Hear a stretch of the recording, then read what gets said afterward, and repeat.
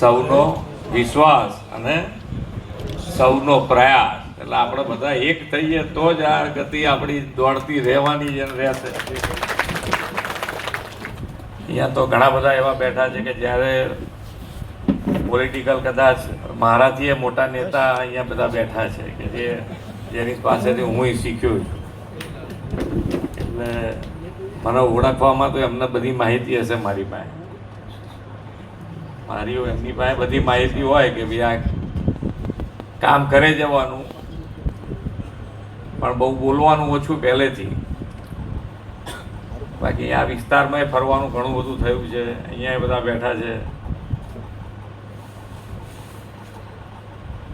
કામ જે પ્રમાણે વિકાસની રાજનીતિ શરૂ થઈ અને વિકાસની રાજનીતિથી આપણને બધાને દરેક ઇલેક્શન આવે, કોઈ પણ સ્ટેટમાં તમે જુઓ તો ઇલેક્શન આવે એટલે વિકાસ કહેવું પડે, વિકાસ બતાવવો પડે, ત્યારે જ એની અંદર આગળ વધાય.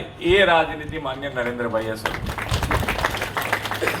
અને એટલે જ આ વિકાસની રાજનીતિ જેને સમજણ મોડી પડી પણ પડી ગઈ એટલે તમારે રિઝલ્ટ ત્યાં બદલાઈ ગયું. એ બિહારે બતાડી દીધું કે અમારે આગળ વધવું હશે તો આ જ રાજનીતિમાં આગળ વધાશે. આ જ નેતૃત્વ, એક જ નેતૃત્વ તમે જુઓ, એક નેતૃત્વ મળ્યું આપણને. પહેલા એ આ જ બધી સિસ્ટમો હશે ને, ગુજરાતે આટલું ને આટલું હશે, જમીનો આટલી હતી, પણ એક દ્રષ્ટિકોણ નેતૃત્વ મળે તેનો ફાયદો છેક છેવાડાના માનવી સુધી પહોંચે. એનું જો ઉત્તમ ઉદાહરણ હોય તો એ આપણા વડાપ્રધાન શ્રી નરેન્દ્રભાઈ છેક સુધી પહોંચાડ્યો છે. આજે દરેકે જણ અહીંયા આગળ હોલમાં બેઠેલા દરેક જણ એક વસ્તુ નિશ્ચિત છે કે ભાઈ આપણને ક્યાંય પણ તકલીફ પડશે તો કોઈ સાથે ઊભું રહેશે કે નહીં ઊભું રહે, પણ વડાપ્રધાનશ્રી તો સાથે ઊભા રહેશે. આ વિશ્વાસ, ગજબનો વિશ્વાસ ઊભો થયો અને એ વિશ્વાસનું પરિણામ છે કે આજે દરેક ક્ષેત્રે ગુજરાત આજે દેશનું ગ્રોથ એન્જિન બન્યું છે. દરેક ક્ષેત્રે આગળ વધ્યું છે અને આપણને સૌથી વધારે લાભ માનનીય નરેન્દ્રભાઈના નેતૃત્વનો મળ્યો હોય તો એ ગુજરાત રાજ્યને મળ્યો છે. ને એના કારણે આજે ગુજરાત આખા દેશનું ગ્રોથ એન્જિન બનીને આગળ વધી રહ્યું છે. આજે 2026ના વર્ષનો પહેલો દિવસ અને પહેલા દિવસે વિરમગામ માંડલ દેત્રોદના આખા વિસ્તાર માટે આજનો દિવસ એ વિકાસ ઉત્સવ બન્યો છે. રોડ ઇન્ફ્રાસ્ટ્રક્ચર, કનેક્ટિવિટીના 497 કરોડ રૂપિયાથી વધુના કામો આજે આ વિસ્તારને આપવાની તક મને મળી છે.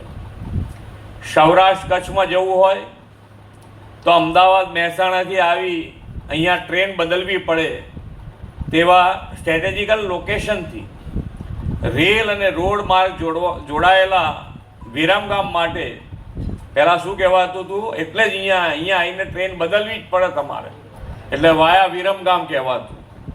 અને હવે માન્ય વિશ્વ નેતા અને યશસ્વી વડાપ્રધાન શ્રી નરેન્દ્રભાઈએ ઇન્ફ્રાસ્ટ્રક્ચર, કનેક્ટિવિટી અને ઔદ્યોગિક વિકાસને કેન્દ્રમાં રાખીને પાછલા 2.5 દાયકામાં આ વિસ્તારનો અવિરત વિકાસ કર્યો છે.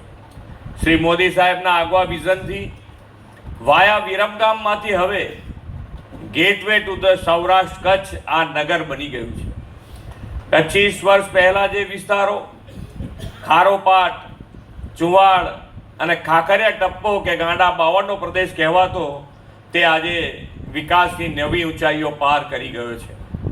જો વિકાસ માટે પ્રતિબદ્ધતા હોય, છેવાડાના માનવીના હિતના સંકલ્પ સાથેનું નેતૃત્વ હોય તો કેવું પરિણામ આવે તે શ્રી મોદી સાહેબના નેતૃત્વમાં દેશ અને દુનિયાએ જોયું છે.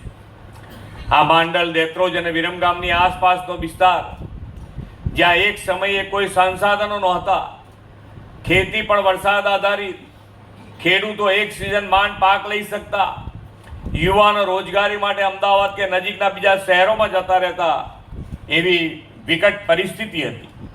શ્રી મોદી સાહેબે આ વિસ્તારમાં નર્મદાના નીર પહોંચાડીને પાણી આપ્યું, જ્યોતિર્ગ્રામથી 24 કલાક વીજળી આપીને રોડ રસ્તાનું સુદૃઢ માળખું તૈયાર કર્યું, ઉદ્યોગ માટે જમીન ઉપલબ્ધ કરાવી અને માંડલ, બેચરાજી, હાંસલપુર, વિરમગામ આખા પટ્ટાને સ્પેશિયલ ઇન્ડસ્ટ્રીયલ રિજન તરીકે ઓટો હબ બનાવી દીધું.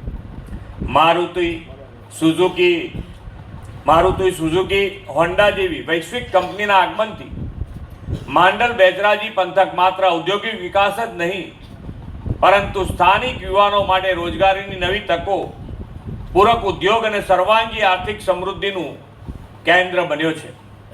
કનેક્ટિવિટી સંગીન બનાવવા માટેના રોડ, રેલવે સહિતના અનેક કામો અહીં મોટા પાયે થયા છે. પાછલા 3 જ વર્ષમાં માંડલ, બેચરાજી એસઆઈએમને જોડતા રોડ, રસ્તા અને બ્રિજના 488 કરોડના કામો આપણે પૂર્ણ કરી દીધા છે.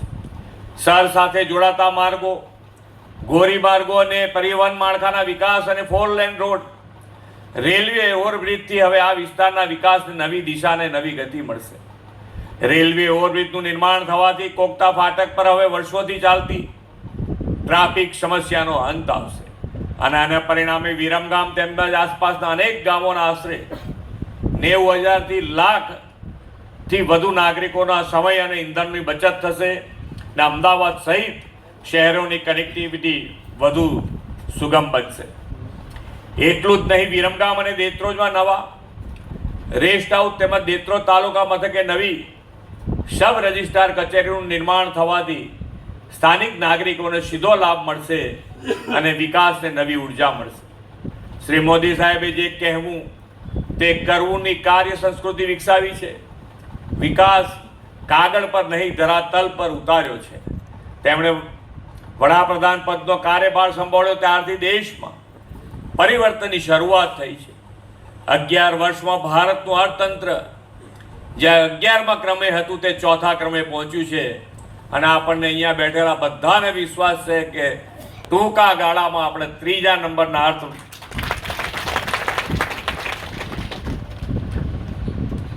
આપણા અર્થતંત્રને ગતિ આપવામાં ઇન્ફ્રાસ્ટ્રક્ચર અને કનેક્ટિવિટીના પ્રોજેક્ટની ખૂબ ખર્ચમાં મોટો ઘટાડો થયો છે.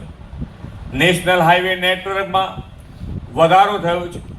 2014 પહેલા રોજના લગભગ 12 કિલોમીટર હાઈવે બનતા હતા, હવે આજે મોદી સાહેબના નેતૃત્વમાં રોજ 34 કિલોમીટર બને છે, એટલે કે 3 ગણા વધારે રોડો બનતા થયા છે.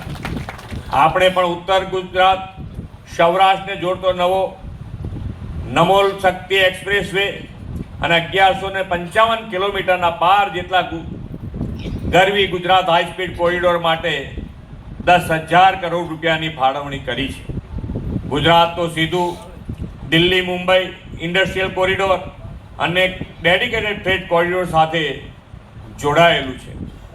વિરમગામ પાસે આકાર લઈ રહેલો મલ્ટી મોડેલ લોજિસ્ટિક પાર્ક સંપૂર્ણ ક્ષમતાની કાર્યરત થશે ત્યારે આ વિસ્તાર દેશના દરેક ખૂણે વેપાર માટે કનેક્ટ થઈ જશે. આ બધા વિકાસ કાર્યો પાછળ ડબલ એન્જિન સરકારની તાકાત છે. જ્યારે કેન્દ્ર અને રાજ્ય એક જ દિશામાં કામ કરે ત્યારે વિકાસ અટકતો નથી પરંતુ ડબલ ગતિએ આગળ વધતો હોય છે. વિરમગામ હોય કે સરહદી વિસ્તાર, ગામડું હોય કે શહેર, વિકાસમાં કોઈ ભેદભાવ વિના સર્વપોષક, સર્વ સમાવેશી અને સર્વગ્રાહી વિકાસની નવી દિશા મળે છે.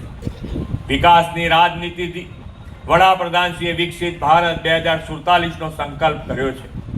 વિકસિત ભારત, આત્મનિર્ભર ભારત માટે તેમણે vocal for local, local for global અને make in India, made for the વર્લ્ડનો મંત્ર આપ્યો છે. અહીંયા અમે જ્યારે આવતા હતા ત્યારે હવે અહીંયા આગળ તમારા ત્યાં આગળ જે પ્રમાણેની ઇન્ડસ્ટ્રીઝ આવી છે, અહીંયા અવર જવર પણ એટલી બધી છે. એટલે હું નગરપાલિકાના પ્રમુખ, જિલ્લા પંચાયતના પ્રમુખ છે, અહીંયા આપ સૌ બેઠા છો. આપણે સ્વચ્છતા ઉપર જે માનનીય નરેન્દ્રભાઈ પણ હજુ પણ ભાર મૂકતા હોય છે, તો આપણે બધાએ પણ આ સ્વચ્છતા ઉપર ભાર મૂકવો જોઈએ. સ્વચ્છતા રોજે રોજ રહેવી જોઈએ, એના માટેનું કાર્ય કરવું જોઈએ. આજે વિરમગામ વિસ્તારને મળી રહેલા વિકાસના કામો, આ વિસ્તારના વિકાસથી વિકસિત ગુજરાત, વિકસિત ભારતની નેમ સાકાર થશે એવા વિશ્વાસ સાથે વિરમું છું. ભારત માતા કી જય, વંદે માતરમ, જય જય ગરવી ગુજરાત.